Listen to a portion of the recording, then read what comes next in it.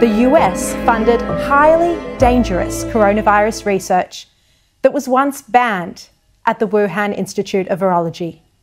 That research involved creating new deadly viruses that never existed before. Intelligence agencies are investigating whether such a virus may have leaked and resulted in a global pandemic.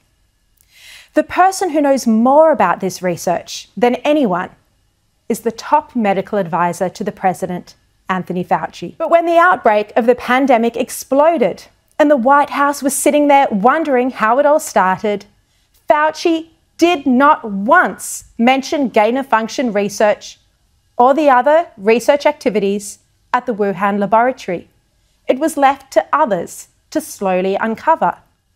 Gain-of-function research involves experiments that can increase transmissibility or the virulence of pathogens, of viruses. And that's what was going on in the Wuhan labs. It turns out that even when this worrying research was banned in the US back in 2014, US money was still continuing to flow through to China to fund the same research.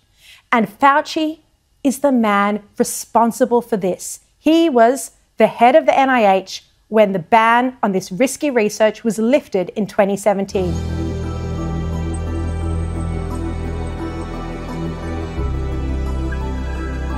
You don't want to go to Hoboken, New Jersey, or to Fairfax, Virginia, to be studying the bat-human interface that might lead to an outbreak. So you go to China. The NIH was also funding research being undertaken by Chinese military scientists. American taxpayer dollars were funding research to genetically manipulate coronaviruses with the People's Liberation Army. This particular project also involved the Wuhan Institute of Virology and two American institutions. It's not just the Wuhan lab is still authorized for payouts right now. Right now, it's you look on the NIH's website, that PHS assurance is still there. There's 26 other labs in China that are authorized for payouts from the NIH. So what's Fauci's excuse for why he sent money to do this research in China? Well, here's what he said in a little-known interview he did just a couple of days ago.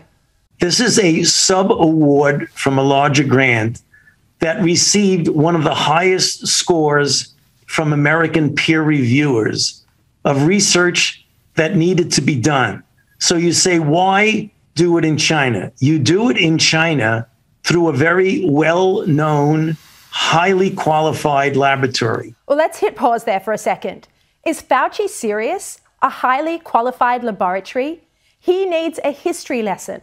Firstly, the lab was built with the French government and was meant to be a centre of international cooperation. But from the moment it opened, the French were immediately kicked out. They were furious, and French intelligence then warned that the lab could be used for bioweapon research and military purposes. And in 2015, Israeli bioweapons expert Danny Shoham did an in-depth analysis of China's research in the field of biological weapons. He specifically named the Wuhan Institute of Virology. It wasn't just the French and the Israelis who were concerned. The US government itself was aware of the extreme risks of this lab through cables sent back from American officials who visited the Wuhan Institute of Virology in 2017 and 2018. They were so concerned, they sent back 2 cables and they warned of the serious lack of trained technicians, the lack of funding, the biosafety concerns, and they also highlighted the type of dangerous coronavirus research that was going on. So, Fauci, you're wrong when you say this was a well-known, highly qualified laboratory. The opposite is true. Now, you're absolutely correct that I can't guarantee everything that's going on in the Wuhan lab. We can't do that, but it is our obligation as scientists and public health individuals to study the animal-human interface.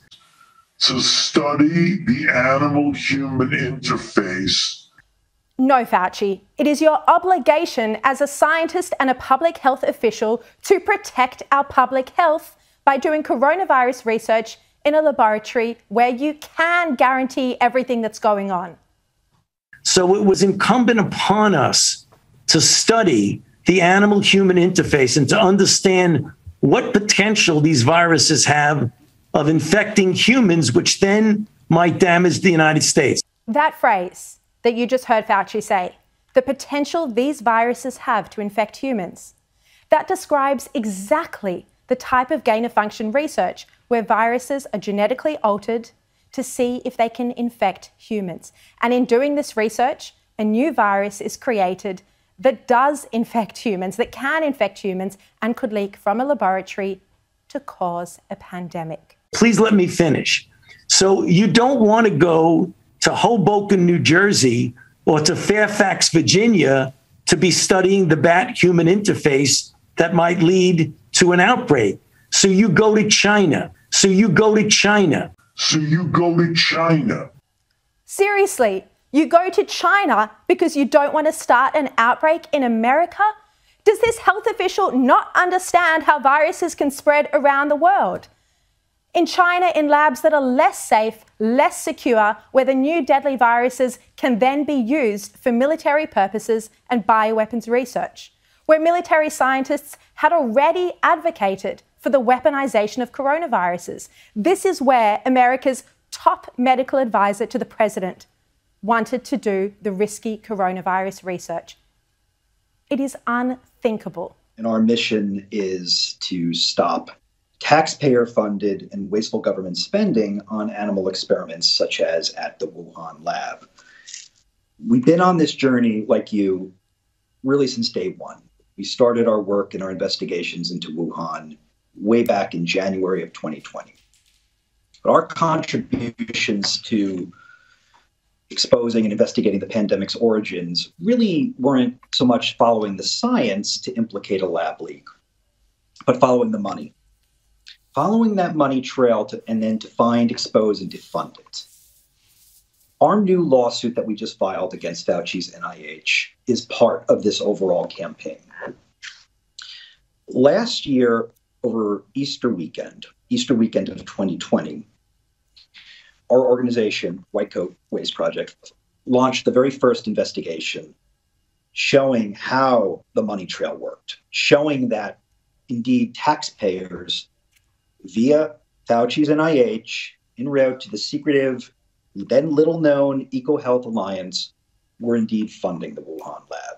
It was an investigation that really shocked the world, that potentially American taxpayers were paying for these experiments that may have indeed caused the pandemic.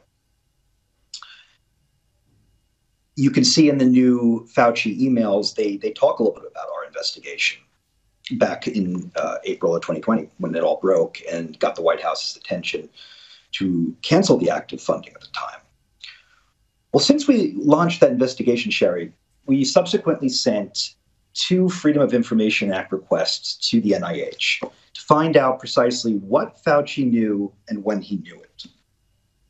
We requested information like funding applications, email correspondence between Fauci and EcoHealth before and after the pandemic broke, email correspondence between Fauci and former CDC Director Redfield, who, as you know, is a prominent supporter, openly supporting the lab leak hypothesis. He's since received some death threats over that. Information about whether Fauci's payout to Wuhan and EcoHealth was properly reviewed by the NIH Oversight Committee.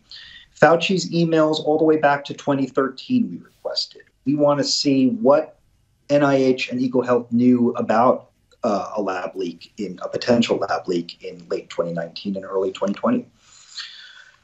Well, after we filed those Freedom of Information Act requests, Fauci's NIH blew the deadline set by federal law to give us what we were entitled to as taxpayers. They blew the deadline to hand over all those documents.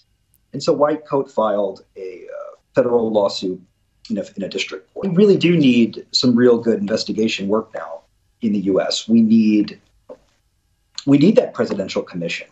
We need the ENC committee to step up with subpoena power to get Peter Daszak, the head of EcoHealth, to answer some hard questions. The NIH needs to come clean.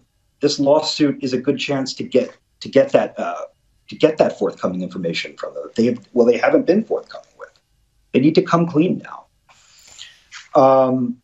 We need an audit of all the money we're spending in China. And now that it's emerged, he funded a laboratory that may have sparked this pandemic.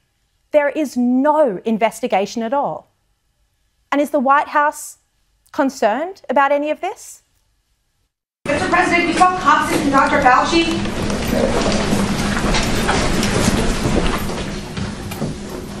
Yes, I'm very confident, Dr. Fauci.